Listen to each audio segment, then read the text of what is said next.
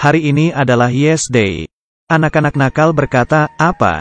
Ketika orang tua hanya bisa setuju dan tidak boleh menolak. Misi pertama adalah, sarapan yang mengejutkan.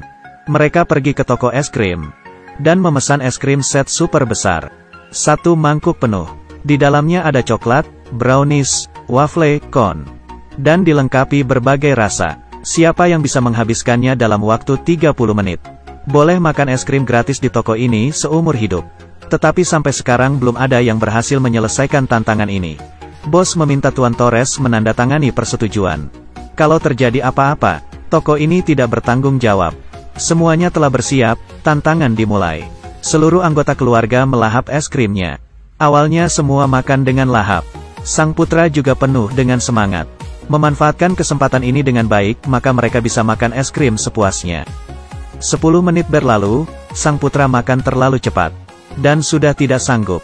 Orang-orang di sekeliling memberikan mereka semangat. Waktu tersisa 2 menit. Anak tertua sudah makan sampai muak. Perut anak kedua dan ketiga sudah begah. Dan sekarang tersisa ayah. Masih terus memakannya. Orang di sekeliling semakin menggila. Dia lalu mengambil sendok istri dan menghabiskannya dengan 2 sendok. Di detik terakhir Tuan Torres berhasil menyelesaikan tantangan. Tidak beberapa lama, tiba-tiba perut Tuan Torres serasa diaduk-aduk. Bos memperingatkan mereka. Aturannya adalah setelah selesai makan dalam 10 menit. Kalau dimuntahkan tantangan gagal. Tetapi Tuan Torres sudah tidak tahan. Langsung berlari ke kamar mandi. Anggota keluarga lainnya sedikit sedih. Karena tinggal sedikit saja mereka sudah berhasil. Saat itu, pelayan keluar dari kamar mandi. Dia tidak muntah, tetapi keluar dari bagian lain. Mereka berhasil. Misi kedua adalah pesta semprot-semprot. Mereka pergi ke tempat pencucian mobil. Anak-anak nakal memberikan kacamata renang kepada orang tua mereka. Dan menyuruh mereka membuka jendela dan mencuci mobil. Ketika orang tua tidak bisa menolak hanya bisa setuju. Mereka pun tidak peduli lagi. Keluarga ini sungguh gila. Saat mobil dicuci semua jendela dibuka. Mereka disemprot sampai basah kuyup. Tapi mereka terlihat begitu menikmatinya. Selanjutnya adalah busa. Sang putra berkata, kalau ada handuk. Dalam 1 minggu saya tidak usah mandi lagi. Dilanjutkan dengan siraman air untuk membersihkan busa. Dan yang terakhir, angin yang dikeluarkan alat pengering. Membuat mereka menggigil. Semua proses mencuci mobil selesai. Mereka membuka pintu mobil.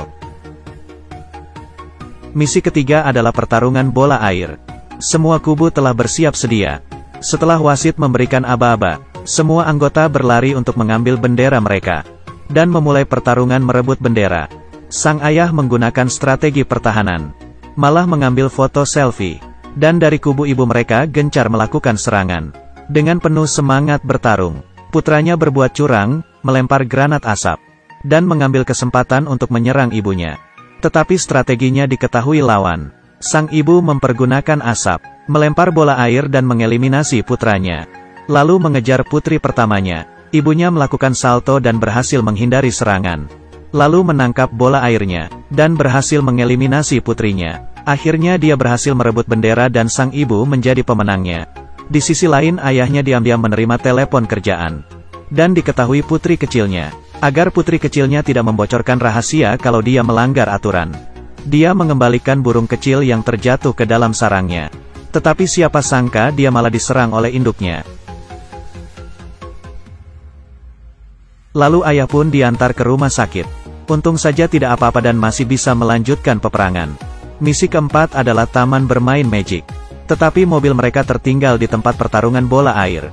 Dokter di samping mendengar mereka sedang bermain Yes Day.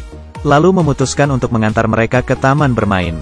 Membunyikan siren dan melaju dengan kecepatan tinggi. Biasanya membutuhkan setengah jam perjalanan tapi mereka hanya membutuhkan 10 menit. Sesampainya di taman bermain, mereka sekeluarga bermain roller coaster. Wajah mereka penuh dengan kegembiraan. Dan berteriak dengan senang. Merasakan keseruan dan kehangatan keluarga. Selesai, lalu ibu melihat boneka kesukaan putri pertamanya. Tetapi untuk mendapatkannya harus mengalahkan wanita gemuk ini.